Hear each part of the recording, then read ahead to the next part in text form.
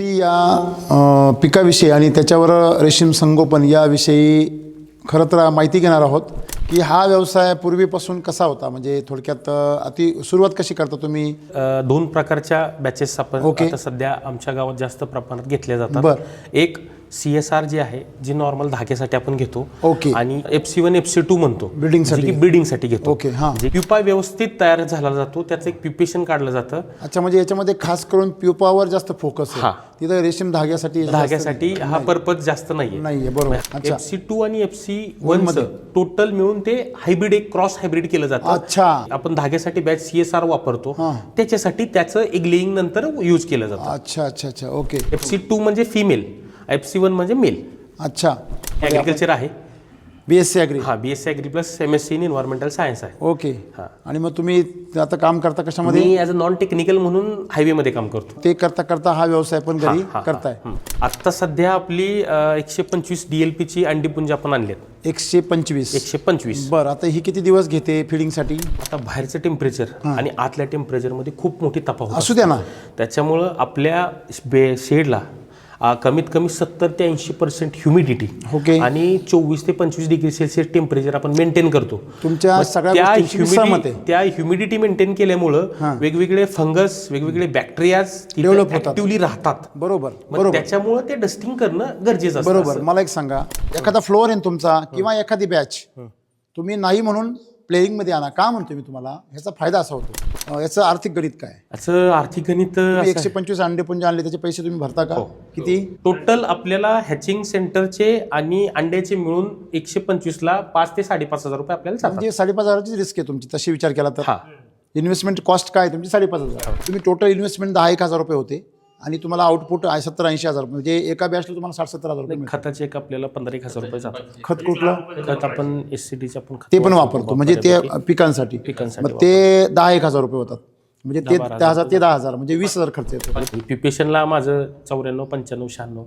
Even मागच्या वेळेस आता तो खराब पाला होता, 98 प्युपेशन बसलं. 98% खराब पाला असो. म्हणजे तुम्हाला दिसतो खराब म्हणून तो खराब म्हणा. बरं, बाकीच्या लोकांचं किती पर्सेंटेज येते प्युपेशन? 90-95, पण त्याच्यात बॅचचे फेल्युअर पर्सेंटेज जास्त आहेत त्यांची. मला एक सांगा, पहिली गोष्ट, कुठली आळी आहे तिचं जीवन कशावर आहे? पाण्यावरती. बरोबर आहे, फिडिंगवर आहे. तुमचं रिजेक्शन कशामुळे येतं? तुम्ही काय म्हटले, जागेवर त्याचं काय होतं? खडू होतो, खडू सुकून जाते. बरोबर आहे ना, म्हणजे डायरेक्ट वाळून जाते. तर एक लक्षात घ्या, पहिली गोष्ट, 99% जे इन्फेक्शन येते तुमच्या फिडिंगमधून होतं. ही पण एक आळी आहे आणि आपल्या झाडांना, फळांना खाते, पानांना खाते, पाणी कुरतडणारी आळी असते, ती पण एक आळीच आहे. तिला आपण मारतो, हिला आपण जगवतो. हिला का जगवतो? कारण आपल्याला हिच्यापासून काय मिळणार आहे? रेशीम मिळणार आहे. बरोबर आहे की नाही? आपण जर हे पाहिलं, बघा, हे 3 पानं तुम्ही तोडले, याची काही बरोबरीच नाही ना. बरोबर आहे की नाही? मला सांगा, ह्या एका पानातून जे फिडिंग येणार आहे, आपण असं म्हणूया की याचे हे 2 पानं आणि याचं हे 1 पान सारखं. परंतु अजून एक गोष्ट लक्षात घ्या, जरा हातात खालचं, म्हणजे याची 2 पानं जरी आपण केली तरी ह्याच्यासारखं फिडिंग देऊ शकत नाही. का बरं सांगा? ह्याचं थिकनेस, हे पान जाड आहे आणि रट्टे. सगळ्यात महत्वाचं काय आहे? रस आहे त्याच्यात, काळोखी आहे. म्हणजे ह्या पानामध्ये काय आहे? पोषक घटक जास्त आहे, याच्यामध्ये पोषक घटक कमी आहे. प्लस पॉईंट आहे वैदिकचा एक आहे की याच्यावरती ना जो थ्रिप्स येत होता, जो की ह्याच्यात रफनेस आहे, सकिंग पेस्ट. ह्या रफनेस जोपर्यंत ज्यावेळेस पासून पानाला लागेल ना, त्यावेळेस सकिंग पेस्ट माझ्याकडे आलाच नाही. म्हणजे सुंठी वाजून खोकला गेला. पहिलं रोगार असेल किंवा इंटरपेड असेल, हे पहिलं आम्ही स्प्रे करत होतो ह्याच्यावरती. पण स्प्रे करून सुद्धा 21 ते 28 दिवसाच्या नंतर पुन्हा जशी सुरकुतलेली पानं तशीच व्हायची. पण ज्या वेळेस माझा अनुभव हे काय की ज्यावेळेस पानात थिकनेस जास्त आहे, त्यावेळेस सकिंग पेस्ट 0 आहे. बरोबर. मेन ह्याच्यावरती इम्पॅक्ट सकिंग पेस्ट. बरोबर आहे ना? तुम्ही काय मशागत करता वाटतं खाली? मशागत करतो. हो. का बरं करता? गवताचं प्रमाण जास्त आहे, तण लय. तणातनं काय होतं की पुन्हा आता जर मशागत जर केली नाही तर आत एवढं गवत येतं की आत सरायला, येचू काटा वगैरे हे छटायला भेटायला माणसं आत घुसत. बरोबर आहे. पण तण काढण्याची एकच पद्धत आहे का? तुम्ही जी मशागत करताना सर, त्याच्यामुळे तुमचं नायट्रोजन लेवल वाढतो आणि त्याच्यामुळे तुमचं तणही वाढतंय आणि त्याच्यामुळे तुमचं पान पण वीक होत आहे. हे जे पाने पिवळे होत आहे ना, त्याचं प्रमुख कारण ही मशागत आहे. युरिया खत टाकल्यापेक्षा खतरनाक पॉवर वाढतो त्यांचा. एक्स्ट्रा नायट्रोजन आपण देतच नाही वरनं, कुठल्याच प्रकारचं नायट्रोजन देत नाही. हवेत नायट्रोजन किती आहे? 78%. तो मिसळतो ना पाण्यामध्ये. नायट्रोजन तुम्ही टाकला म्हणजे येतो असं नाही ना. तुमच्या पाण्यामध्ये क्षार किती बघा तुम्ही, हे क्षार किती आहे? त्या क्षारावर तुमच्या काय विलाज आहे? बरोबर आहे का विलाज? माझ्या का विलाज आहे ना, मग तुम्ही तो वापरत नाही. तुमची ही पाने काळी का आहे आणि ही पानं पिवळी काय, याचं सोपं उत्तर तुम्हाला मी सांगतो. हे पान खाल्ल्यावर आळी कशी होईल, हे पान खाल्ल्यावर कशी होईल, हे पान खाल्ल्यावर कशी होईल? बरोबर की नाही? यांनी आळी सगळ्यात स्ट्रॉंग होणार, यांनी मध्यम होणार, यांनी कमकुवत होणार. याचा माल रिजेक्ट होणार, याचा माल हा मग याचा माल असा म्हणजे येईल नाही येईल असं होईल, आणि हा पर्सेंटेजमध्ये कमी होईल, 95 पर्यंत येईल, हा 100% येईल. बरोबर की नाही? तुम्ही याचे खोडं बघा ना, तुम्ही जेव्हापासून वापरते ते खोडं कसे बनले पहा बरं. तुम्ही जा केमिकलच्या प्लॉटमध्ये, अशी खोडं आहे का बघा बरं, अशी खोडं आहेत का? म्हणजे सगळ्यात मेन गोष्ट काय आहे की याच्यावरती या खोडांवरती रंग बघा, या खोडांवरती रंग बघा, हे काळपटलेले आहेत, हे खोडं हिरवेगार आहे बघा, आहे का? म्हणजे बाळाचे पाय पाळण्यात दिसतात. तुमच्या लक्षात झालं का आता? अमृत जलच्या मुळे पानं एवढे भारी होतात, एवढे चमकदार होतात, त्याच्यामध्ये एवढे औषधी गुणधर्म येतात की तुम्हाला कुठलंच प्रिव्हेन्शन पावडर तुम्हाला त्यांना मायक्रोन्यूट्रिएंट द्यायची गरज नाही. इथं जे मशागत केली गेली याचं सगळ्यात मोठं नुकसान इकडं झालं, मशागतीचं तिकडं नुकसान कमी झालं, कारण शेडिंग आहे. हा मी तेच म्हणतो ना, शेडिंगमुळे झाडं पण दाटलंय. जोपर्यंत खाली मुळी चालत नाही, एक लक्षात ठेवा, पांढरी मुळी आणि शेंडा या दोघांचं पहिल्यांदाच असा प्रॉब्लेम झाला. सॉइल चार्जर पण सोडलं त्याला, याला सॉइल चार्जर सोडून उपयोग नाही. हे बंद करा. ह्या भेगांमधून मध्ये काय जाते, सगळं उष्णता जाते, ती उष्णता मुळ्यांना काय करते, चटके देते. कशी काय मुळे वाढेल, डॅमेज करते ना सगळी. पान जरी वरून दिसायला पावडर लावेल चांगलं आहे, मस्त करकरीत आहे, पण त्याच्या आतमध्ये कस नाही ना, मग त्याच्या आतमध्ये नायट्रोजन लेवल जादा आहे. मग नायट्रोजन लेवल म्हणजे त्याच्यामध्ये रस जादा आहे, रस जादा असल्यामुळे रस शोषक किडी लागती, त्या शिरांमधून रस ओढून घेते, पान असं आकसतं. बरोबर आहे? तुम्ही तिला मारून काहीच उपयोग नाही. तुम्ही मागाशीच म्हटले हे असं काय होतं, याला मिलीबग पण लागला, बरोबर आहे की नाही? पण याला लागला हा सांगतोय मी तुम्हाला, हे पूर्ण झाड काय झालेलं आहे, डॅमेज. आता याला तुम्ही दोन प्रकारे, याला एक किडी बी मारू शकता, याच्या किडी मारू शकता, किंवा दुसरा पर्याय काय, तुम्ही ह्या पानामध्ये जे न्यूट्रिशन आहे, समजा तुमचं पान लॅबला पाठवलं आणि यांचं पान पाठवलं तर याच्यामध्ये डिफिशियन्सी सापडणार. आणि हा हे पातळ आहे आणि ते जाड आहे, दोन्ही काळेचे आहेत. म्हणजे जाड पाणी म्हणल्यावर काय रग आहे त्याच्यामध्ये, म्हणून ती तुमची आळी रगट तयार होते. मिल्क चार्जर पण वापरताय शेळ्यांना मिल्क. तर किती शेळ्या आहे सगळ्या? आता बारीक मोठी मिळून टोटल 15-16 आहेत. हा तुम्ही आता सांगताय की ते जे करड आहेत, ते जे बाकी बकर आहेत, ते बघा एवढे पाठी होते, शिराबा किती बारीक दिसते. तर ते किती आहे? 1.25 महिन्याचं. 1.25 महिन्याचं एवढं चोपडं चटचटीत आणि एवढं तगडं. आणि ती शिळी काय म्हणजे तुम्ही दूध किती देते? दूध सरतच नाही. सरत नाही म्हणजे काय? म्हणजे संपतच नाही आम्हाला. कधी कधी दूध संपतच नाही. हा ते सडा बघा ना तिचे, म्हणजे दूध पियलच नाही असं वाटतंय.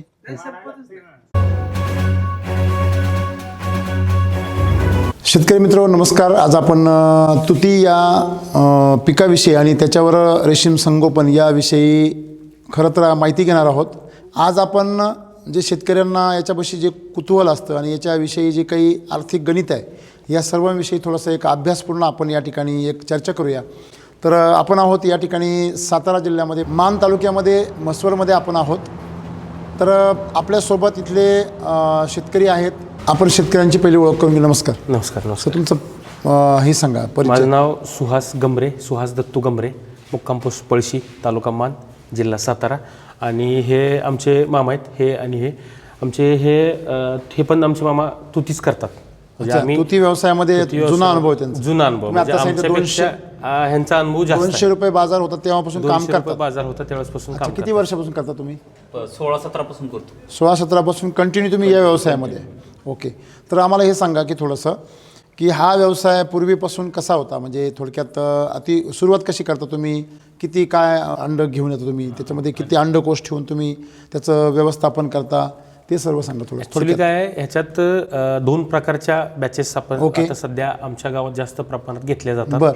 एक CSR जी आहे, जी नॉर्मल धाग्यासाठी आपण घेतो. ओके. आणि एक जी आपण FC1 FC2 म्हणतो, ब्रीडिंगसाठी घेतो. ओके. हां. जे की आता आपण ह्याच्यावरती ब्रीडिंग म्हणजे तुमच्याकडनं ते अंडी बनवून पुढे ते म्हणजे जी आहे नाही, याच्यापासून आपण कोश तयार करतो. कोश मधला जो प्युपा असतो तो प्युपा व्यवस्थित तयार झाला जातो, त्याचं एक प्युपेशन काढलं जातं. अच्छा. म्हणजे याच्यामध्ये खास करून प्युपावर जास्त फोकस आहे. तिथं रेशीम धाग्यासाठी हा पर्पज जास्त नाहीये. बरोबर. हा जो प्युपा जर व्यवस्थित जर असेल तर तुमचं एक प्युपेशन एक तिथं गेल्यानंतर सपोज जालन्याला मी नेऊन माल घालतो, गडी इंग्लजला नेऊन माल घालतात, आमच्यातली बऱ्यापैकी शेतकरी याच्यावरती घालतात. पण ॲज कम्पेअर टू CSR जी साधी आपण बॅच घेतो धाग्यासाठी, त्याच्यात आणि ह्याच्यात खूप सेन्सिटिव्ह आहे. साहजिकच ना, तुम्हाला प्रजोत्पादन करायचं ना, पुनरुत्पादन. तर मग तुम्हाला जर त्याचं जर पुढची पिढी जन्माला घालायची आहे तर यू शुड बी केअरफुल. कारण तुम्हाला जिथे तुमची पुढची ते जे आहे तेच तुम्हाला कोश मारून टाकायचं आहे फक्त रेशीम काढायचं आहे, तो भाग वेगळा.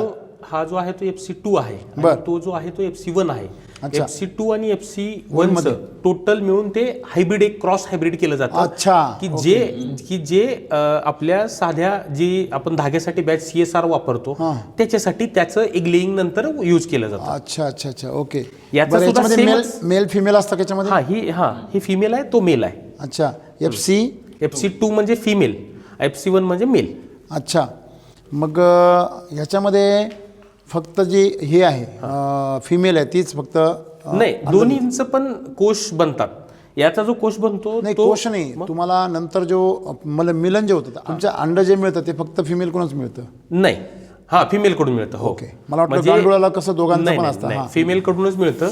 ते काय करतात की त्यांचं एक सर्टन क्रायटेरिया आहे. त्या क्रायटेरियामध्ये ज्यावेळेस प्युपाचा पतंग तयार होतो मग ते इन्क्युबेशन चेंबरमध्ये ठेवून समथिंग त्यातले मेल फिमेलमध्ये ट्रेमध्ये टाकून एक 3-4 तास ठेवले जातात आणि त्यातून ते मेल नंतर काढून फिमेल सेपरेटली इन्क्युबेशन 7 ते 8 दिवस ठेवली जाते. मग ते ब्रीडिंग केलं जातं सगळं. ओके. मग आता मला सांगा, हे थोडं सेन्सिटिव्ह असल्यामुळे साहजिकच याच्यामध्ये आर्थिक उलाढाल पण जास्त असणार.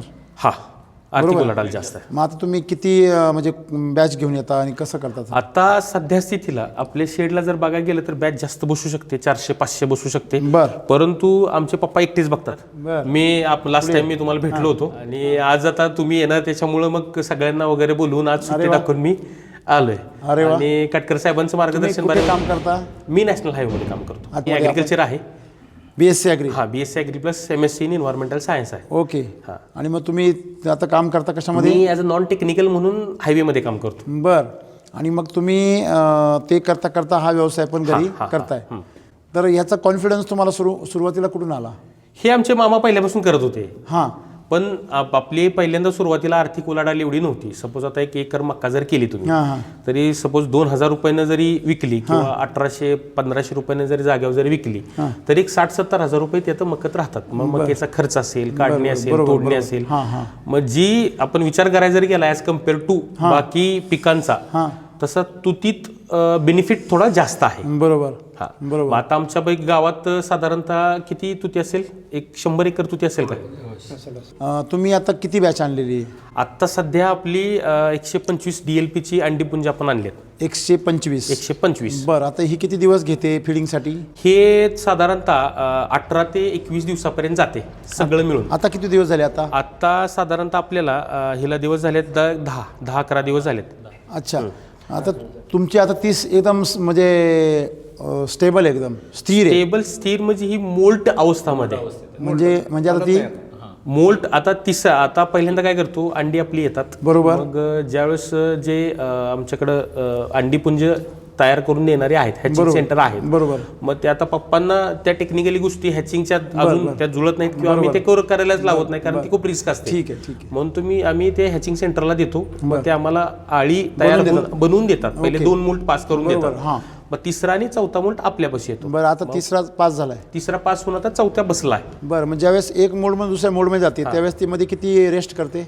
पहिल्या मोल्टला 48 तास आणि 3ऱ्या मोल्टला 72 तासपर्यंत स्टे करते. अच्छा. खात नाही. म्हणजे तेवढा वेळ रेस्ट करते. जे काही तिने फिडिंग केलं ते डायजेस्ट करते पूर्ण. त्याच्या अंगावरची जी कातन आहे ती काढून टाकते. अच्छा. म्हणजे जसं साप कातन टाकतो तशी काट टाकून देते.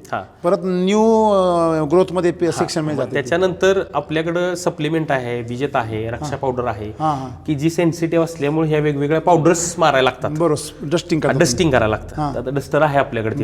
रोज मारावं. काय वापरतो तुम्ही? विजेता, रक्षा. काय आहे ते पावडर मध्ये? म्हणजे कंटेंट रोग म्हणजे त्याचा मस्कार्डिंग असेल किंवा तुमचा गॅसरी असेल, फॅचेरी असेल, हे वेगवेगळ्या प्रकारचे त्याला रोग येतात. त्याला रोग येतात म्हणून रोग येऊ नये म्हणून. तर मला असं म्हणायचं आहे तुम्हाला की आपली तर खासियत सगळ्यांना माहिती आहे की वैदिकमध्ये रोग येण्याचा संभव नसतो. काय होतो, रोग येण्याचा संभव अन्नातूनच असतो. लक्षात ठेवा. वातावरणातून इन्फेक्शन होतं तर वातावरणातून तुम्ही तर सगळं इन्क्युबेशन केलेलं आहे आता इथे. बरोबर आहे. सगळं पॅक केलं आहे सगळं. म्हणजे याच्यामधून तर काही इन्फेक्शन होऊ शकत नाही. राहिला एंट्री आणि आउट एक्झिट आणि इन त्याच्यामध्ये काळजी जर घेतली तर याला इन्फेक्शनचा संबंध नाही. मग राहिला फक्त फिडिंगमधून. आता काय होतं जनरली शेतकरी फिडिंगमध्ये तुतीलाच केमिकल वापरतात, तुतीलाच केमिकल पेस्टिसाईड फंगिसाईड वापरतात, त्यालाच रासायनिक खतं वापरतात. त्याच्यामुळे त्यांना अन्नच त्यांचं दूषित असल्यामुळे त्याच्यामध्ये इन्फेक्शनचा त्रास असतो, इंटरनल इन्फेक्शन. तर तुम्ही जर वैदिकचा पाला वापरताय तर तुम्ही एखाद्या बॅचमध्ये रिस्क घ्यायला पाहिजे आणि विदाऊट एनी डस्टिंग तुम्ही ती बॅच काढायला पाहिजे. माझ्या मते तुमचं रेकॉर्ड बी चांगलं तुटेल उत्पन्नाचं. कारण जेव्हा तुम्ही डस्टिंग करता, जेव्हा कुठल्याही गोष्टीची तुम्ही ट्रीटमेंट करता, प्रिव्हेंटिव्ह म्हणा किंवा तुम्ही क्युरेटिव्ह म्हणा, त्यावेळेस जेव्हा आपण औषधं खातो तर औषधं खात असताना आपल्याला जेवण जात नाही. सगळ्यांचा अनुभव आहे, बरोबर आहे ना. गोळ्या औषध जर चालू असतील त्या काळात आपल्याला अन्न खाऊशी वाटत नाही. सेम ह्या किड्यांचं पण आहे. ॲक्च्युली काय आहे की विदाउट काय करणार हे एक हायब्रिड आहे. कारण कसं असतं, पाला ज्यावेळी शिल्लक राहतो त्यावेळी चुना काय करतो, चुना मारल्यानंतर तो पाळा जाग्यावर सुकतो. मी तुम्हाला काय सांगतो तेच तर तुम्हाला सांगतो मी. बघा, पहिली गोष्ट महत्त्वाची की जेव्हा तुम्ही फळ परिपूर्ण अवस्थेमध्ये जर पोषण झालं तर त्याचं ड्राय होल्यानंतर त्याचं ड्रायफ्रूट तयार होतं. बरोबर, यांनी पकडलं मला बरोबर. इन्फेक्शन अन्नातूनच होतं की नाही, मग ते फीड केलेल्या अन्नातून होईल किंवा जे आउटसाईडला वेटिंगमध्ये वेस्ट पडलेले त्यातून पण होऊ शकतं, बरोबर आहे ना. म्हणजे याला बुरशीचा प्रादुर्भाव तुमच्या पाल्याला होणार आहे आणि त्यातून त्या आळीला होणार आहे, बरोबर आहे. ॲक्च्युली काय आहे की आपण आपल्या आता बाहेरचं टेम्परेचर आणि आतल्या टेम्परेचरमध्ये खूप मोठी तफावत असू द्या ना. त्याच्यामुळं आपल्या शेडला कमीत कमी 70 ते 80% ह्युमिडिटी ओके आणि 24 ते 25 डिग्री सेल्सिअस टेम्परेचर आपण मेंटेन करतो. तुमच्या सगळ्या गोष्टींची सहमत आहे. त्या ह्युमिडिटी मेंटेन केल्यामुळं वेगवेगळे फंगस, वेगवेगळे बॅक्टेरियाज डेव्हलप होतात, ऍक्टिव्हली राहतात. बरोबर मग बरोबर. त्याच्यामुळं ते डस्टिंग करणं गरजेचं असतं. बरोबर. मला एक सांगा, ही जी आळी आहे ही तुम्ही पकडली कुठून सुरुवातीला? ज्यांनी कोणी सुरुवात केला हा व्यवसाय त्यांनी पकडली कुठून? जंगलातून, बरोबर आहे ना. त्यांनी तर काही जन्माला नाही घातली, बरोबर आहे ना. का घातली असेल? रेशीम झाडाची जंगली झाड. ओके, रेशीम झाडे ही जंगली झाडे. आळी त्याच्यावर नॅचरल होती, कोष त्याच्यावर नॅचरल होत होते, नॅचरल हॅचिंग होत होती, नॅचरल त्याचं प्रजनन होत होतं, नॅचरल आजही नॅचरली सगळे एगिंग होतं ना सगळीकडे. एन्व्हायरमेंटमध्ये चालू आहे की नाही. आपण बघतो प्रत्येक पानाच्या खाली किती त्याचं बॅच बनवली असते निसर्गाने. त्याला कोण प्रोटेक्ट करतं? म्हणजे कमर्शियल फार्मिंगमध्ये तुम्हाला रिस्क नको आहे, हे बरोबर आहे. मग आत्तापर्यंत आम्ही जे काही करतोय, मला काय म्हणते, prevention is better than cure असं तुम्ही म्हणता. पण प्रिव्हेन्शनमध्ये फवारणी करावी हा तर काही पद्धत नसतेच कुठेच. औषध आजार व्हायच्या अगोदरच औषधाचे कुठे अजून व्यवस्था मी नाही पाहिलेली. कुठलीही गोष्ट डेव्हलप करण्याचे 2 मार्ग असतात, एक आर्टिफिशियल, एक नॅचरल, बरोबर आहे. कुठलीही गोष्ट. मग नॅचरल प्रत्येक स्टेजमधून जेव्हा एखादा जीव पास करतो, मग ते प्रजनन असेल किंवा त्याचं ग्रोथ असेल किंवा त्याचं हार्वेस्टिंग असेल, म्हणजे फ्रुटिंग असेल. समजा मनुष्याचा जन्म होणं, त्याचं बाळ, त्याचं बाळाचं मोठं होणं, वयस्कर होणं, त्याचं परत मिलन होणं, त्याच्यापासून परत नवीन बाळ जन्माला येणं, ह्या सगळ्या गोष्टी पूर्वी जनरली आदिवासीमध्ये आजही होतात. पण आपल्याकडं मात्र फार अगदी प्रेग्नन्सी राहिल्यापासून ते बाळणपणापर्यंत प्रत्येक गोष्ट काळजी करतात. शेवटी सिजनच करतो डॉक्टर, बरोबर आहे ना. म्हणजे पाठीमागचं रिझन पण असं आहे की आजकाल जशी जुनी माणसं होती तशी आता माणसं राहिलेली नाही. मी तेच तर तुम्हाला सांगतोय, तेच मी तुम्हाला ती- सांगतोय की जुन्या माणसांना जे अन्न मिळत होतं ते अन्न जर आज मिळालं, एखादा फ्लोअर आहे तुमचा किंवा एखादी बॅच तुम्ही नाही म्हणून प्लेइंगमध्ये आणा. का म्हणतोय मी तुम्हाला, ह्याचा फायदा असा होतो, त्याचं लाईफ वाढतं, त्याचं प्रोडक्शनची लेवल वाढतं. जसं आपण म्हणतो का नाही की खूप साऱ्या व्हरायटीज आहेत ह्यात, तर ह्यातली ही एक हायब्रिड व्हरायटी आहे. मी हायब्रिड बद्दलच बोलतोय ना. नाही, हायब्रिड आता मी व्हरायटी जेवढ्या- आपण कधी ट्राय केलं नाही. हे बघा, म्हणूनच म्हटलं तुम्हाला मी की तुम्ही थोडीशी रिस्क घ्या. एक बॅचची रिस्क किती असते, किती रुपयाची असते? हे एक तुमची समजा 125 तुम्ही आणले, ते किती अंड पण केवढे? 80-90 हजार रुपये. 80-90 रुपये, बरोबर आहे. तुम्ही एखाद्या वेळेस समजा तुमचं रिकामा राहणार आहे, त्यावेळेस तुम्ही एक 25 एक अंडपुंज टाकून बघा, एक ट्राय करून बघा. का म्हणतो मी तुम्हाला, हे शक्य आहे. मी काय म्हणतोय, तुम्ही जे इन्फेक्शनचा घाबरताना त्याला नॅचरली ग्रो होऊ द्या. बाहेरून तुम्ही त्याला जे प्रोटेक्शन देता ते बंद करा. कोणतंही केमिकलाइज प्रोटेक्शन, प्रिव्हेन्शन जे आहे ना तुम्ही करता, नाही खतं असो, ते पावडरी असो, काय असो, तुम्ही त्याला फक्त याच्यावर फिडिंग होऊ द्या. कशावर? तुतीवर. आता समजा ही आळी आहे, ती कितव्या स्टेजमध्ये आता? ही आता 4थ्या स्टेजमध्ये. 4थ्या स्टेजमध्ये. इथून ती कितव्या स्टेजमध्ये जाणार? ही लास्ट स्टेज, फायनल कोर्स. तुम्ही याचा कोश बनवणार, कोश बनवून तुम्ही आम्ही जे रिसर्च सेंटर आहेत त्यांना देणार, बरोबर आहे ना.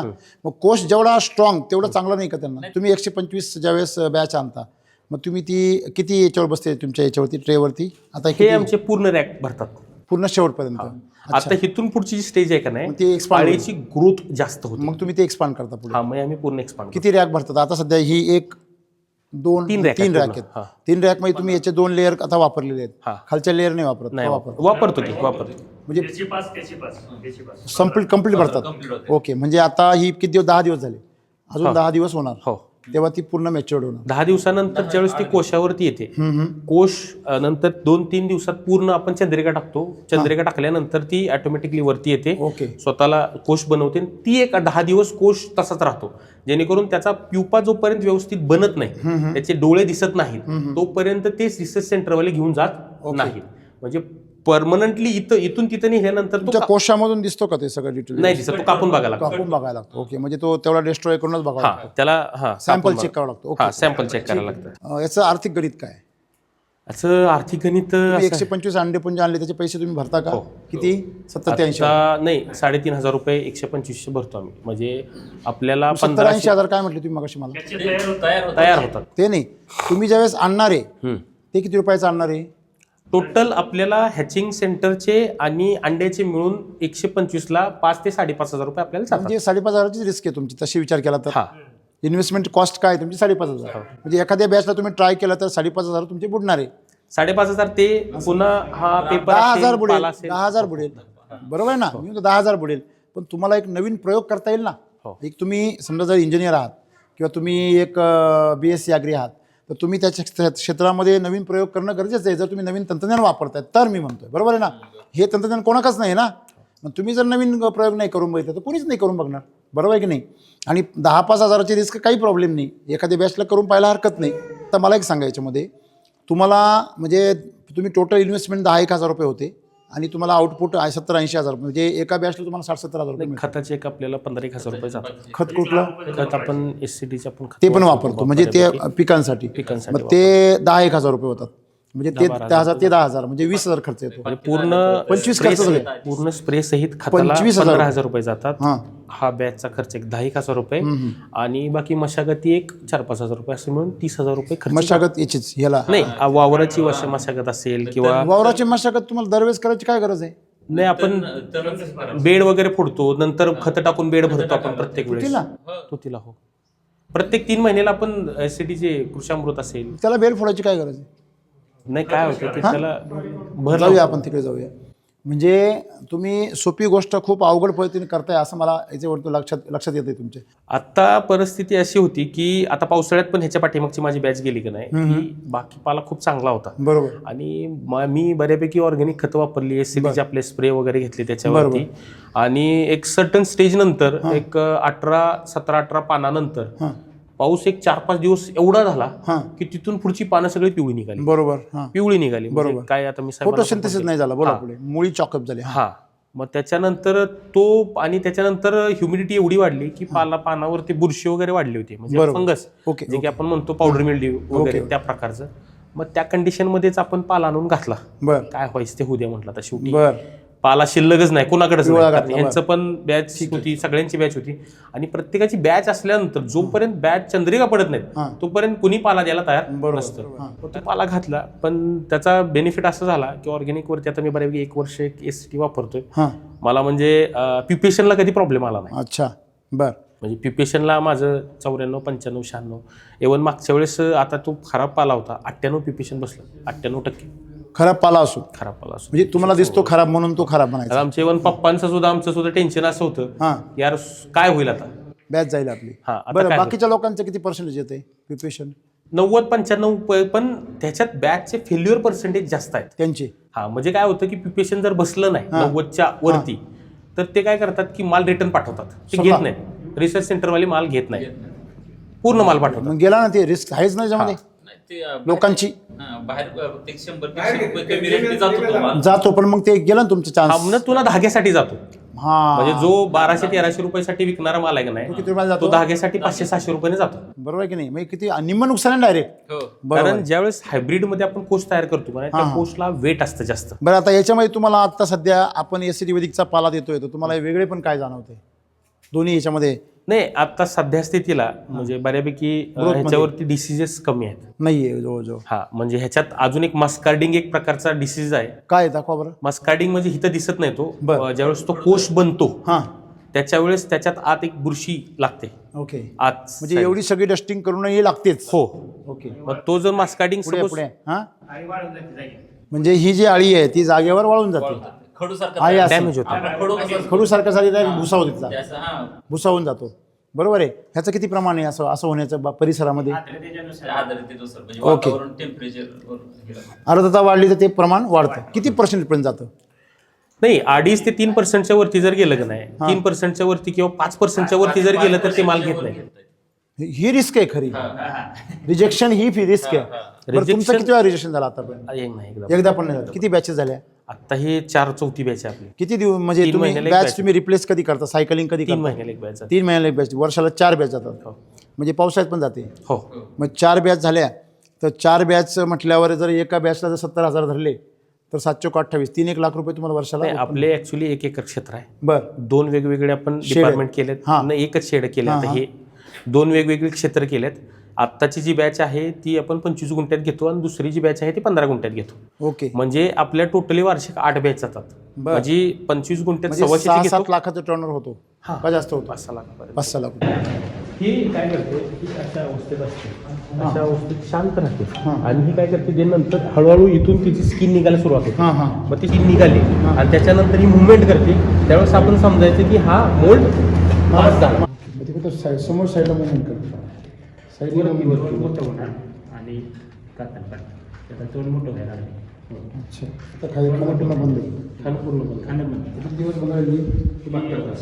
आता त्याच्यानंतर पुन्हा आपल्याला चालू होईल. आपण आता विचारतो प्लॉट या. हा जो आता जे मी तुम्हाला विचारणार होतो ना, की हाच ह्यावेळेस प्रॉब्लेम झाला आहे, जेणेकरून मला असं वाटतं की पाठीमागच्या वेळेस पाऊस एवढा झाला की त्याच्यामुळं तो प्रॉब्लेम झाला असेल. की ह्यावेळेस काय झालं की इकडच्या 3-4 लाईन आहेत का नाही, त्याचं साईज पण चांगला आहे आणि ग्रीनरी पण चांगलं आहे, कॅनोपी पण चांगलं आहे. आणि पलीकडल्या साईडला एक 3-4 लाईन आहेत ना, प्लॉट थांबला होता थंडीत. आत्ता तो सुटला आहे, म्हणजे आत्ता बऱ्यापैकी निघाला आहे. आता या ह्या साईडला का नाही, साईज ही एवढी होती सगळी, ही अशी साईज आहे. मला एक सांगा, पहिली गोष्ट, कुठली आळी आहे तिचं जीवन कशावर आहे?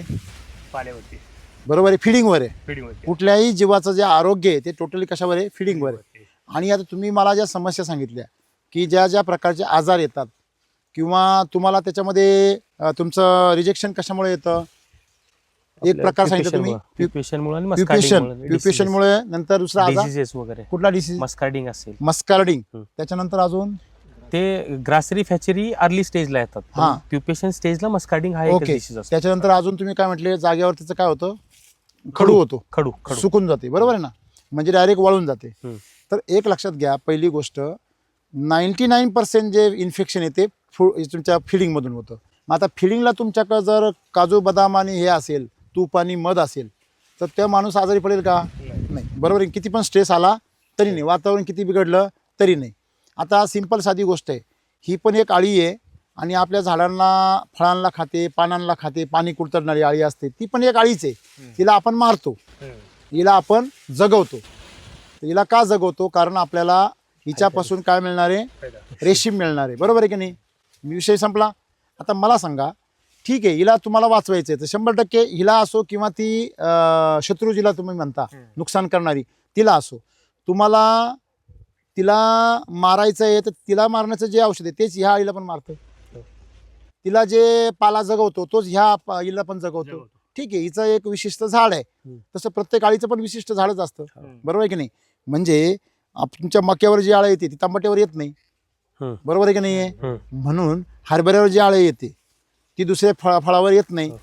मला सांगायचं काय आहे की आता तुमचं सगळं फिडिंगवर अवलंबून आहे. आता फिडिंगमध्ये तुती हे झाड आहे, त्या झाडाला तुम्ही काय खतं घालता, काय औषधं घालता, त्याच्यावर तुमचं सगळं उत्पन्न अवलंबून आहे. आता यांच्याकडे जर आलं तर यांचं प्युपेशन 98% पर्यंत आलं, अगदी पिवळे पानं होते तरी, आणि गावातल्या लोकांचे हिरवे पानं आहे तरी पण त्यांचं 90% येत नाही, कधी कधी रिजेक्शन मिळून जातं. बरोबर आहे की नाही? 4 बॅच केल्या का 2 बॅच फेल होतात, मग ते परवडत नाही, आहे की नाही? म्हणजे त्याच्यामध्ये तुम्ही जे उत्पन्न काढता ते तुमच्या दुसऱ्या 2 बॅचमध्ये सगळं जिरून जातं. मग हे तुम्हाला टाळायचं जर असेल तर तुम्हाला पहिलं तुमच्या तुतीच्या आरोग्यावर लक्ष देणं गरजेचं आहे. काय वाटतं तुम्हाला? बरोबर. तर आता मग तुतीचं आरोग्य जर जपायचं असेल तर तुमच्याकडं मी तर तुम्हाला सांगितलं की तुम्ही जर 2 एकर सांगता, माझ्याकडे 2 एकर तुती आहे, बरोबर आहे की नाही? तुम्हाला मी 1 एकरमध्ये 2 एकर एवढा पाला काढून जाऊ शकतो. तर चांगली गोष्ट आहे की नाही? चांगली गोष्ट आहे. बरं, मग जर 1 एकरमध्ये 2 एकरचा पाला जर निघाला आणि तो जर असा निघाला तर तुमचं आळी कशी राहणार आहे आणि त्याचं कोश किती पॉवरफुल राहणार आहे हे मला अशा प्रकारे जर सांगायची. सगळा जर पाला जर हा. निघाला तर कमी जास्त आता हा पाला ठिकाणी तुमचा इकडचा घ्या. 150 पण इकडचा घ्या ची नाही नाही त्या ठिकाणी हा, घ्या 200 नाही कमीत तर. कमी हा, बॅच बस. बसेल. बरोबर. आता हा बघा, ह्या पाल्याची साईज बघा, ह्या पाल्याला मध्ये एक इन्फेक्शन डॉट आहे, बरोबर आहे ना? त्याचा कलर आणि याचा कलर सारखा आहे. हा अख्खा पाला इन्फेक्शनचा आहे. म्हणजे आपण जर हे पाहिलं बघा, हे 3 पानं तुम्ही तोडले, याची काही बरोबरीच नाही ना हो. नाही बरोबर आहे. बरोबर आहे की नाही? मला सांगा, ह्या एका पानातून जे फिडिंग येणार आहे, आपण असं म्हणूया की याचे हे 2 पानं आणि याचं हे 1 पान सारखं. बरोबर. परंतु अजून एक गोष्ट आहे, लक्षात घ्या जरा या हातात खालचं, म्हणजे याची 2 पानं जरी आपण केली तरी ह्याच्यासारखं फिडिंग देऊ शकत नाही. का बरं सांगा? त्याची साईजच कमी आहे. नाही, ह्याचं थिकनेस हे पान जाड आहे आणि रट्टे आहे. आणि सगळ्यात महत्वाचं काय आहे? रस आहे त्याच्यात. काळोखी आहे. काळोखी. म्हणजे ह्या पानामध्ये काय आहे? रस. पोषक घटक पोषक जास्त आहे, घटक याच्यामध्ये पोषक घटक कमी. कमी आहे. मग तुम्ही कमी पोषक घटकाचं जर पान चारलं तर ती आळी जी आहे ती malnutritious होणार, ती कमकुवत कुपोषित होणार कुपोषित होतं. आणि कुपोषित आळीला आजार होणार. हम्म, हम्म. मग तुमचं प्रॉब्लेम आजार आहे का कुपोषण आहे? कुपोषण पण आहे. करेक्ट. नाही, कुपोषण पण नाही, कुपोषणच आहे. आहे. बरोबर आहे की नाही? जर कमजोरीच नाही तर आजार कुठून येईल? टायर तुमचा पॉवरफुल आहे, कुठल्याही रस्त्याला घाला, नाही कळलं. बरोबर आहे की नाही? म्हणजे तुम्हाला मजबूत जर तुम्ही जर तुमचं जर पान ठेवलं तर तुमची आळी मजबूत होणार आहे. हे गणित एकदम काय झालं, सोपं झालं. अतिशय बिनडोक काम आहे, याच्यामध्ये फार डोकं लावायची गरज पण नाही आहे. आता मला सांगा, आता इथं प्रश्न असा आहे, तुम्ही जर बारकाईने ऑब्झर्वेशन केलं, जर मागं बघितलं तर हे दोन्ही तर शेजारीच आहे, खतही सारखंच आहे. मग हा पाला एवढा काळाभोर आहे आणि एवढं खतरनाक पान आहे आणि याच शेतामध्ये हे पान असं आहे आणि या दोन्हीला पण एसिडिमध्ये वापरताय. मग हे असं का, असा प्रश्न तुम्हाला पडला. नाही, लास्ट टाइम काय तुम्ही BSc झालं झालेत की ना? पाऊस खूप झाला. तुम्ही BSc ऍग्री झालेले आहेत, मग तुम्हाला तर पडलंच पाहिजे, कारण तुम्ही त्या नजरेने बघता, बरोबर आहे की नाही?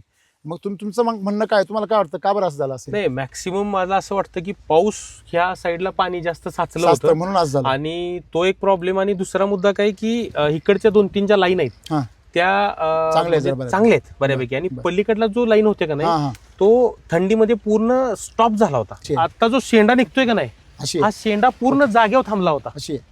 हा जो शेंडा आहे का नाही, हा हा शेंडाच नव्हता त्याला. हा. मग तुमची जागेवर ही थांबला जमीन होता कशी तो. आहे? हा? जमीन कशी आहे तुमच्या? या जमीन ह्या आमच्या अशाच काळ्या नाहीत, मीडियम आहेत. इतर लोक जे काय करतात, पिकं गहू करता, काय काय करता इकडे? हा, मक्का वगैरे करतात. मक्का. हा. कसा असतो, म्हणजे ऍव्हरेज काय असतं?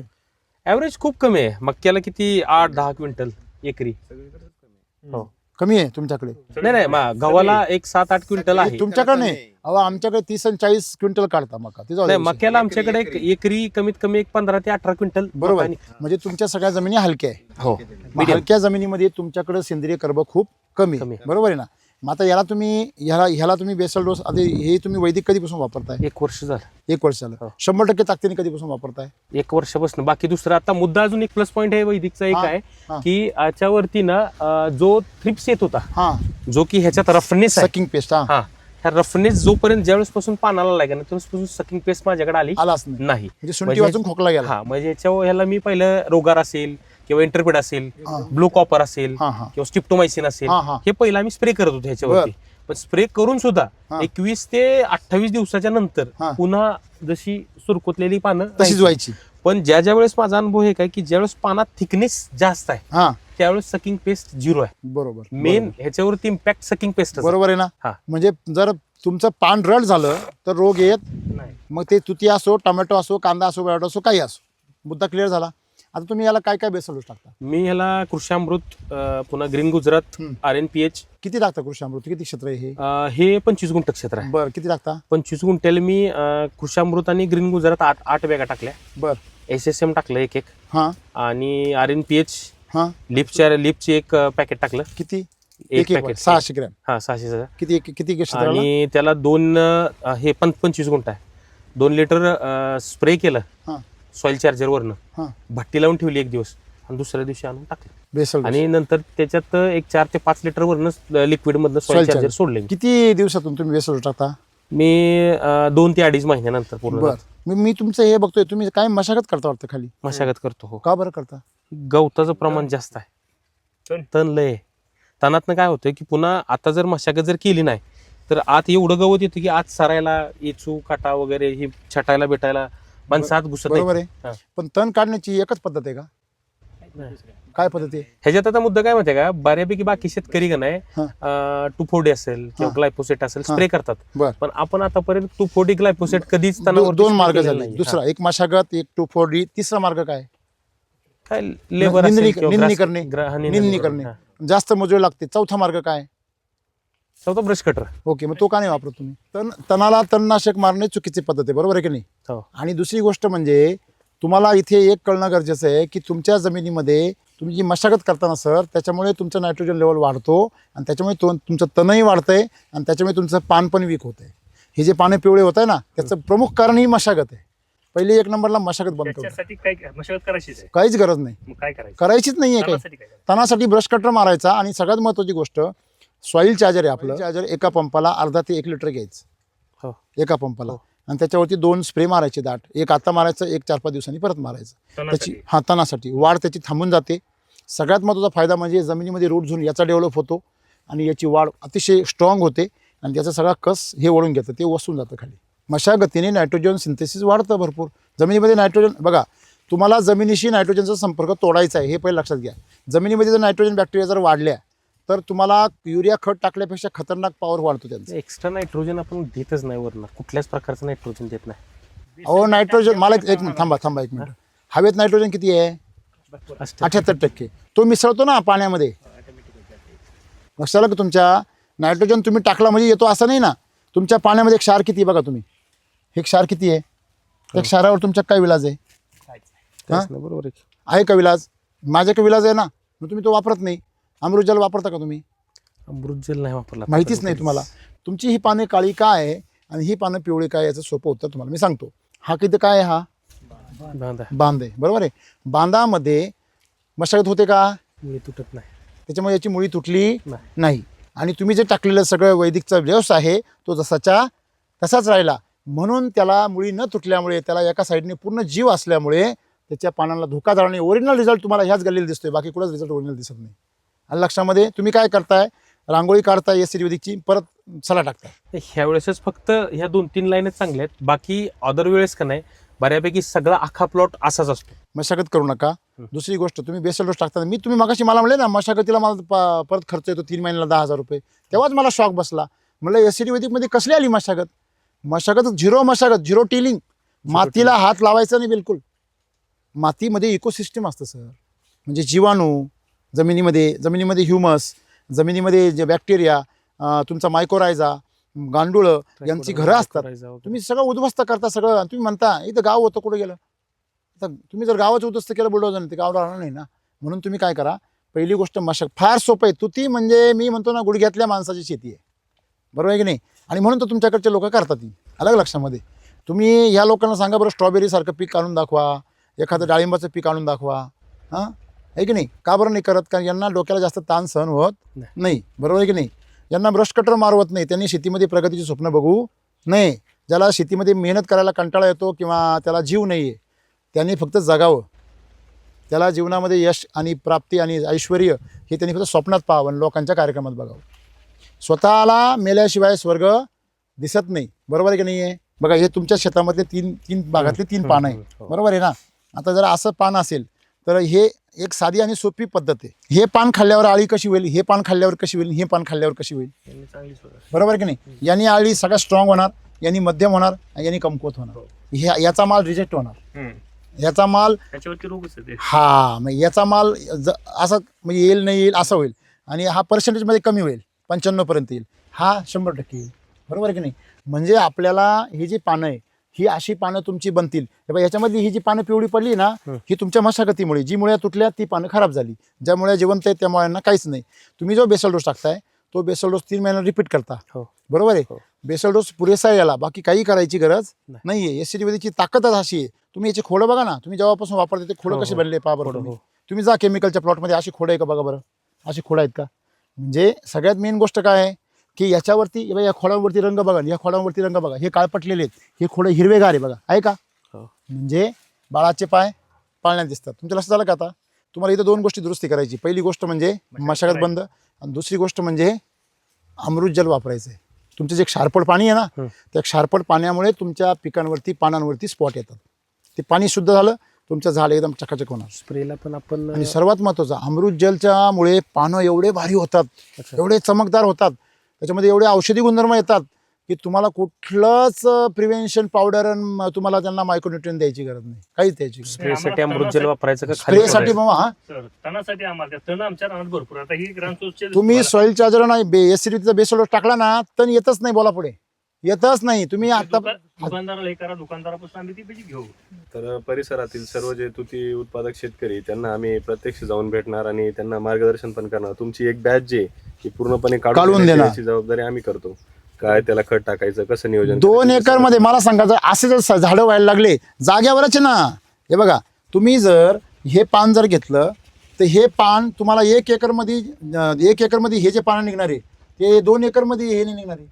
तसं जर विचार करायला गेलं ना साहेब, आता सध्या परिस्थिती अशी आहे की सीडची बॅच घ्यायला खूप लोक उत्सुक आहेत, बर की जी आपण घेतोय ती. बरोबर. पण त्या प्रकारचे रिझल्ट नाही. कसे काय येतील जर असे नाही, नाही. तुमचे पानच जर खराब आहे? म्हणजे आता बॅच फेल जाण्याची चान्सेस त्याचे जास्त आहेत. बरोबर. जसं आता सरांनी जसं म्हटलं की शेतकऱ्यांना जरी तुम्ही काय बऱ्यापैकी खत घालता तुमच्या पानांना? मी आता नवीनच लागवड केली आहे, मी दुसरी बॅच आता घेतली, पण मी आता शेणखत म्हणतो 6-7 टैले खत बाकी काहीच टाकत नाही? नाही काय टाकले. बरोबर आहे. अजून टाकले म्हणजे तुम्ही टाकले तर तुम्हाला फार फास्ट रिझल्ट येणार. आणि तुमच्याकडे तण जास्त होतं ना, त्याचं मेन कारण शेणखत आहे. हो, शेणखतामधून जे तेच ना, आम्हाला तण मारायची अगोदर पहिली आम्हाला. तण मारायचं नाही आपल्याला. तिकडचे वाफे, त्या 2 वाफ्यांमधलं अंतर आणि इकडच्या 2 वाफ्यांमधलं अंतर सारखं आहे. जा मोजून या, जास्त आहे. मोजून या. अरे मी आत्ता आलोय या मिनिटाला, तुम्ही कायम इकडे का हो? बोला ना. तिकडचं अंतर आणि इकडचं अंतर फरक आहे. कडक थोडं. हा, तिकडचं अंतर काय आहे? कमी. इकडचं अंतर काय आहे? जादा आहे. एक लक्षात ठेवा. अंतर कमी पाहिजे का जादा पाहिजे? नाही, सांगतो तुम्हाला मी. अंतर कमी जास्तचा प्रश्न नाहीये. काय झालंय, तिकडचं अंतर कमी असल्यामुळे शेडिंग झालं जास्त. शेडिंग झालं म्हणजे सावली जास्त गर्द झाली. सावली जास्त गर्द झाल्यामुळे मुळी जळाली नाही. मॉइश्चर हल्लं नाही. इथं जे मशागत केली गेली याचं सगळ्यात मोठं नुकसान इकडं झालं. मशागतीचं तिकडं नुकसान कमी झालं, कारण शेडिंग आहे. प्लॉट साहेब, हा, मी तेच म्हणतो ना, शेडिंगमुळे झाडं पण दाट राहील. हा जो प्लॉट आहे का नाही, हा, हा तसाच असतो सेम. फक्त हा जो आता ही सपोज आहे, हे तर फुटवाच निघाला नव्हता, महिनाभर ही वाढलंच नाही. जोपर्यंत खाली मुळी चालत नाही. एक लक्षात ठेवा, पांढरी मुळी आणि शेंडा या दोघांचं पहिल्यांदाच असा प्रॉब्लेम नाही, झाला. सॉइल चार्जर पण सोडलं त्याला. याला सॉइल चार्जर सोडून उपयोग नाही. हे बंद करा. ह्या भेगांमधून मध्ये काय जाते, सगळं उष्णता जाते. आणि ती उष्णता मुळ्यांना काय करते? चटके देते. कशी काय मुळे वाढेल? डॅमेज करते ना सगळी. तुम्ही याला सगळ्यात मेन गोष्ट, याला मल्चिंग करा. उलट मी असं म्हणेल, आतापर्यंत आता पहिल्यांदाच हा प्रॉब्लेम झालाय की ह्यावेळेस आहे काय ही एवढं सुरुवातीला फुटलेलं ही असंच आहे. अहो हे बघा, मी तुम्हाला मुद्दा काय सांगतोय, पहिला आल्यापासून ते सांगतो. कमजोरीमुळे काय होतं? रोग. जास्त प्रमाणात हो, हे बघा, प्रमाणिक जास्त आहे. मी तुम्हाला काय सांगितलंय, तुम्ही मला प्रॉब्लेम सांगताय म्हणजे मला असं हा सोडा, मला असं वाटतंय का मी 10 वर्ष मागे जाऊन परत मार्गदर्शन करायला लागलो असं वाटायला लागलं मला. म्हणजे 10 वर्षापूर्वी मी हे मार्गदर्शन करत होतो सगळ्या लोकांना. आता लोक 10 वर्ष पुढे निघून गेले. ज्या ठिकाणी पान स्ट्रॉंग आहे तुम्ही एक लक्षात घ्या, पहिली गोष्ट, ज्या हे रोगामुळे नाही होते, ह्या ताज्या पानाला, म्हणजे जे पान फ्रेश आहे, ताकदवर आहे, त्या पानाला कुठलाच रोग लागत नाही. मग हे पान काय आहे? कमकुवत आहे. पान काय आहे? कमकुवत. आणि 2 मिनिटं माझा ऐका. हे पान त्याच्यामुळे नाही, ह्याचा जे भोकरा आहे ते मारतात. माझ्या रानामध्ये छाला म्हणतोय मी, त्याचं कारण जाऊ ना आपण आहे तिकडे. की ह्याच्यापेक्षा काळं भोर आहे, पण तरी सुद्धा ही भोकऱ्यामुळे होतच. ह्याला औषध मी तेच आम्हाला उपाय काय ते सांगा. नायट्रोजन लेवल वाढली, तुम्हाला डायरेक्ट सांगून काय होईल माहिती का? परत दुसरा कोणतरी काहीतरी वेगळं सांगेल. तुम्हाला स्वतःला कळलं पाहिजे म्हणून मी प्रयत्न करतोय. कळलं का तुम्हाला? तुम्हाला स्वतःला कळलं तरच तुम्हाला त्याचा फायदा घेता येईल. जर मी आज आलो, मी काय ते सांगणार हे औषध मारा, परत दुसरे कोणतरी ते मला नाही हे औषध मारा, त्याच्यापेक्षा भारी आहे, झालं का तुमचा खेळ? तुम्ही हे समजून घ्या, याला औषध मारायचं नाही. पान जरी वरून दिसायला पावडर लावेल, चांगलं आहे, मस्त करकरीत आहे, पण त्याच्या आतमध्ये कस नाही ना. मग त्याच्या आतमध्ये नायट्रोजन लेवल जादा आहे. मग नायट्रोजन लेवल म्हणजे त्याच्यामध्ये रस जादा आहे. रस जादा असल्यामुळे रस शोषक किडी लागती, त्या शिरांमधून रस ओढून घेते, पान असं आकसतं. बरोबर आहे? तुम्ही तिला मारून काहीच उपयोग नाही आहे. तुम्ही मागाशीच म्हटले, तुम्ही औषधं मारले 2-4 दिवस फरक पडतो आणि परत 8 दिवसांनी आहे तसंच होतं. ज्या पानांना फवारा मारले नाही त्यांना परत रोग होतो. हे खरं आहे का नाही? थ्रिप्स आपल्या प्लॉटमध्ये दिसत नाही, पण तुमचं नाही, यांचं सांगतोय मी. बरोबर आहे की नाही? म्हणजे तुम्ही फवारा मारल्यावर त्याचा पॉवर 8-10 दिवसात काय होतो? खतम. त्याचा पॉवर खतम झाला परत नवीन असे प्रॉब्लेम सुरू होतात. खरं आहे का कुठे? हां, याचं कारण काय? तुम्ही मूळ कापत नाही, तुम्ही फांद्या कापू राहिले आजाराच्या. मूळ काय आहे त्याचं? नायट्रोजन वाढलं. तुम्ही काय करा, त्या झाडांना सॉईल चार्जर घ्या 10 ते 15 ml, एनर्जी बुस्टर द्या यांना 5 ml, आणि फक्त स्प्रे करा. तुमचे पानं एवढे रट होतील का हे थ्रिप्सन मावा त्याला येणारच नाही बघायला.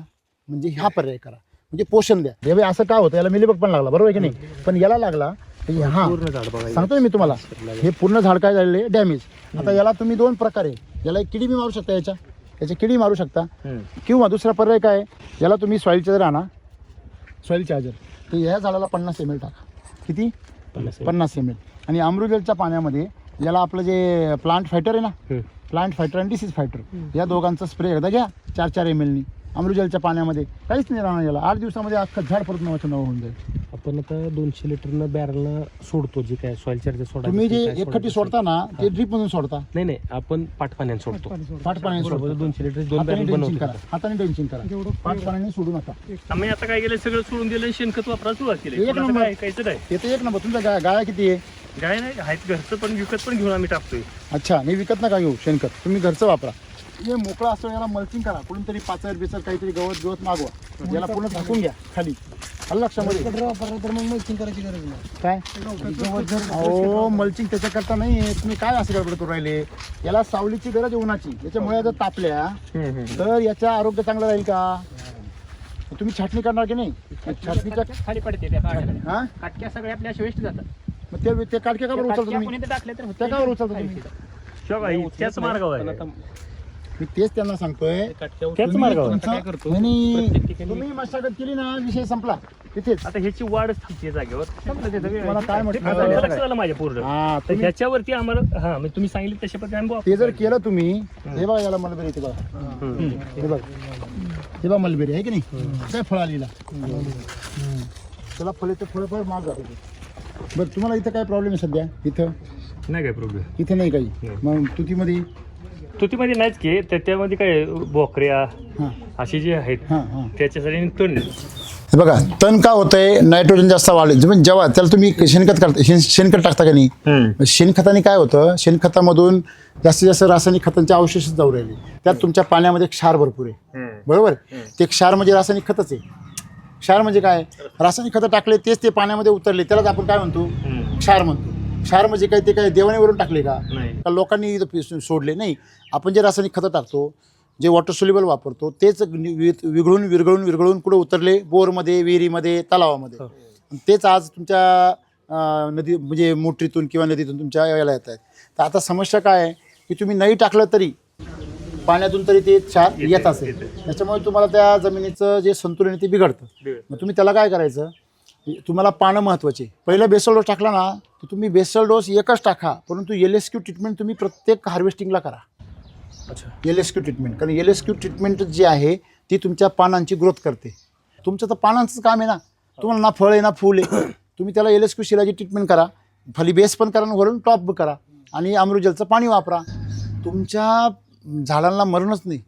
आणि ताकद असेल, LSQने काय होते? पानांमध्ये काय येते? ताकद येते. सध्या यांचं पान आहे, बरोबर आहे की नाही? हे बघा, हे पान आहे की नाही? तुमचं पान तुम्ही हातात घ्या, यांचं पान हातात घ्या. दिसतं काळच, पण तुमचं पान रट आहे, जाड आहे, बरोबर आहे की नाही? आणि मग मला काय सांगायचं आहे, हे पान आहे तुम्हाला, तुम्ही ह्या पानामध्ये जे न्यूट्रिशन आहे, समजा तुमचं पान लॅबला पाठवलं आणि यांचं पान पाठवलं, तर याच्यामध्ये डिफिशियन्सी सापडणार. आणि हा, हे पातळ आहे आणि ते जाड आहे, दोन्ही काळेच आहेत. म्हणजे जाड पाणी म्हणल्यावर काय रग आहे त्याच्यामध्ये, म्हणून ती तुमची आळी रगट तयार होते आणि ही आळीला विकनेस राहतो. तुम्ही जर LSQची ट्रीटमेंट केली तर तुमच्या दोन्ही आळ्यामध्ये पॉवर येईल. दुसरी गोष्ट, तुम्ही जे म्हटले सर स्लो पाहिजे होत असतं तर काय काय स्लो पाहिजे हां झालं तर काय करायचं? का, कसं काय होईल तिला? होतंय म्हणजे असं सेंद्रिय रासायनिक वापरले हा, तुम्ही वापरू नका ना रासायनिक. झाल्यावर काय करायचं हे नका विचारू. होत असेल कोणाला तरी त्याला वापरायचं. आता जर होत असेल तर यांचा पाला घेऊन जा, कव्हर होऊन जाईल ती. नाही पण आपल्याच पाल्यात वापरायचं. पुढले हा, लगेच वापरा ना तुम्ही, काय वापरायचं लगेच. हे यांना अर्जंट. हां, हे बघा, यांना सांगतो पहिले सॉईल चार्जर घ्या. सॉईल चार्जर आणि हे काय एनर्जी बुस्टर याचं प्रत्येक झाडाला ड्रिंचिंग करा अमृतजलच्या पाण्यामध्ये 1 नंबरला. नंतर LSQचं शिलाजीत आणि स्प्रे घ्या. बस संध्याकाळच्या वेळेस स्प्रे घ्यायचा, उन्हाचा, सकाळी नाही घ्यायचा कधी. संध्याकाळच्या वेळेस स्प्रे घ्या. 2 दिवसामध्ये तुम्हाला जर आता विषारीपणा कमी करायचा असेल अर्जंट, तर LSQ तयार करायला 3 दिवस लागतात. तुम्ही खालून सॉईल चार्जर द्या, वरून फूड चार्जरची दाट फवारणी करा 20 ml. किती? 20 ml. आणि 20 ml फवारणी, त्याच्याबरोबर दूध घ्या मिल्क चार्जरचं. इथं कोणाचं मिल्क चार्जर चालू असेल ना, त्याचं 10 ml दूध घ्या आणि एनर्जी बुस्टर घ्या आणि इन्स्टंट चार्जर घ्या. तुमचा अख्खं केमिकलचा अंश निघून जाईल पॉयझनचा पानामधून लगेच. एवढं इन्स्टंट लगेच काम करतं ते इन्स्टंट चार्जर. रेग्युलर LSQची शिलाजीत करा, तुम्हाला पाला कधीच कमी पडणार नाही आणि पाल्याचा आकारही कमी पडणार नाही आणि बोकडा बिकडा कधीच काय होणार नाही, कारण त्याच्यामध्ये औषधी गुणधर्म आहे, ते कीड येऊ देणार नाही तुमच्याकडे. आपल्या आयुर्वेदिकमध्ये काय आहे, फवारणी नाही करायची कीटकनाशक बुरशीनाशकाची, झाडाला ताकद द्यायची. झाडाला ताकद दिली का आळी खात नाही, असं आहे. ओके, एवढं करा, पान तुमचं एकदम मजबूत होईल आणि तुम्हाला इथं काही करायची गरज पडणार नाही. एवढं सोपं आहे. ओके, तण तुमचं आपोआप कमी होईल. तुम्ही सॉईल चार्जरचा वापर वाढवा. तुम्ही शेणखत बंद करून टाका विकतचं. घरचं जर असेल त्याच्यामध्ये मिल्क चार्जर वापरा. तुम्ही मिल्क चार्जर 1-2-3 महिने वापरा आणि ते शेणखत जमा करा, ते टाका तुतीला. तुमची तुतीचे पानं तुम्ही बघून चकित होऊन जा. आपण तुमचं रेशीम उद्योगचा प्लांट ब्रीडिंगचा बघितला, तुमच्या तुतीचं बघितलं व्यवस्थापन, तुमच्या मित्रांना भेट दिली आणि सर्वांची चर्चेनंतर आपलं असं लक्षात आलं की तुमच्याकडची माती हलकी आणि माती हलकी असल्यामुळे मातीत कस नसल्यामुळे चाऱ्यात कस नाही, त्याच्यामुळे तुमच्या त्या चाऱ्यात कस नसल्यामुळे तुमच्या तुतीच्या पाण्यात कस नाही आणि पाण्यात कस नसल्यामुळे नायट्रोजन लेवल हाय असल्यामुळे पाण्यामध्ये क्षार भरपूर असल्यामुळे तुम्हाला त्याचे साईड इफेक्ट त्या झाडावर मिळतात आणि ते सरळ साईड इफेक्ट कशावर होतात? संगोपनावर होतात, अळीवर होतात, त्याच्या पिपावर होतात, सगळ्याच गोष्टींवर होतात. तर आता आपल्या लक्षात आलं की कुठे कुठे सुधारणा करायची. तर तसंच तुम्ही सोबत मिल्क चार्जर पण वापरताय. शेळ्यांना मिल्क. तर किती शेळ्या आहे सगळ्या? आता बारीक मोठी मिळून टोटल 15-16 आहेत. हां, तुम्ही आता सांगताय की ते जे करड आहेत, ते जे बाकी बकरं आहेत, ते बघा एवढे पाठी होते, त्याच्या शिराबा किती भारी दिसते. तर ते किती आहे? 1.25 महिन्याचं. 1.25 महिन्याचं एवढं चोपडं चटचटीत आणि एवढं तगडं. हां, आणि ती शिळी काय म्हणजे तुम्ही दूध किती देते? दूध सरतच नाही ते. सरत नाही म्हणजे काय? म्हणजे संपतच नाही आम्हाला. कधी कधी दूध संपतच नाही. हां, संपत किती करड आहे ते? 2 आहेत प्रत्येकाला. म्हणजे त्या शेळीला 2 आहेत, अजून त्या शेळीला 2 त्या आहेत, शेळीला 2 आहेत, तिला 2 आणि तिला 2 हा आहेत. हिला 2 आहेत. ते सडा बघा ना तिचे, म्हणजे दूध पियलच नाही असं वाटतंय. आणि 2 लिटर दूध घरी घेऊन जातो. 2 शेळ्यांचं नाही, हा ह्या एका शेळीचं आणि त्या एका शेळीचं 2 लिटर दूध घरी घेऊन जातो. आणि 2-2 बकरं आहे वरून, हा 2 बकऱ्या आहेत. तरी पण दूध संपत नाही. असं काय घालता त्यांना? मिल्क चार्जर किती घालता? हे 3 टोपण टाकतो अच्छा. सपाट. हे 3 टोपणं रोज टाकतात. किती सगळ्यांना? हा सगळे करड बिरड सगळे. सगळे. आणि कसं टाकता? कपरी पेंट भरडा हा, त्यात हे हे टाक. या टपामध्ये असं मिक्स करून टाकता आणि सगळं संपवता. पाणी ओतून बगर करतो. अच्छा, थोडंसं असं ओलसट करता ओलसर, हा. आणि ते टाकता. 6 टपात भरतो. बरं, कधीपासून सुरू केलंय? टप होतं. किती वेगवेगळे टाकता? आता शेळ्या आणल्यापासून चालूच आहे. तरी किती दिवस झाले? ही शेळ्या आणायच्या अगोदर घेऊन ठेवलं होते. अगोदरच हा. द्यायचं आपल्याला म्हणून. आता गाय आणली, गायसाठी घ्यायचा गाईसाठी वापरायचे. आता 1 महिना झाला. तुम्हाला इतर लोकांकडे शेळ्या असतील ना इथं, का नाही कोणाकडे आहे? काय फरक वाटतो शेळ्यांमध्ये? नाही, चांगला फरक आहे. मग मिल्क चार्जरचा किती फायदा झाला तुम्हाला? चांगला फायदा आहे. हां, समजा नसतं तर? नाही, याला आपण आतापर्यंत कुठल्याही प्रकारचं बाहेरचं मेडिसिन दिलेलं नाही, काहीच डिवॉर्मिंग केलेलं नाहीये, काय काहीच नाही, काय डिवॉर्मिंग नाही. नाही. डिवॉर्मिंग करता म्हणजे इंजेक्शन देता? डिवॉर्मिंग म्हणजे औषधं वगैरे पाजलं का नाही हा. की त्याच्यानंतर जे पोटातले जे जंतू वगैरे ते आहेत बाहेर ते पडतात, बाहेर पडण्यासाठी, जेणेकरून ह्याला आजारी पडू नये, ह्याचा अच्छा. पोटा व्यवस्थित साफ राहावा करावा. म्हणून काहीच करत नाही आपण. काहीच आपण केलेलं नाही. मग मला सांगा, तुम्ही तिच्या पचनातून जरी चुकीचं काही गेलं तरी ती बरोबर पचवते, बरोबर की नाही? आणि ही ताकद आहे का मिल्क चार्जरची. आणि दूध तुमचं दूध सरत नाही म्हणजे एवढं दूध तयार होतं, म्हणजे तेवढं ते अन्न काय करतं, पचतं. नाही ते शेळी पचाच्या बाबतीमध्ये फार हलकट असते. आता बघा एवढं. सकाळी किती घातले? एवढी शेळी शांत नाही उभी राहतो कधी. हां, हा? मेलेले आणले. पण बर. हे मेलेले. बरं बरं. अरे बापरे, कमी झालं. दूध काढून देते. हां, हो हो काय गं? हो हो. हां, म्हणजे काय करायचं? आपल्याला म्हणजे थोडक्यात हे चारलं की डोक्याला काही नाही, हो, टेन्शनच नाही, आहे का नाही?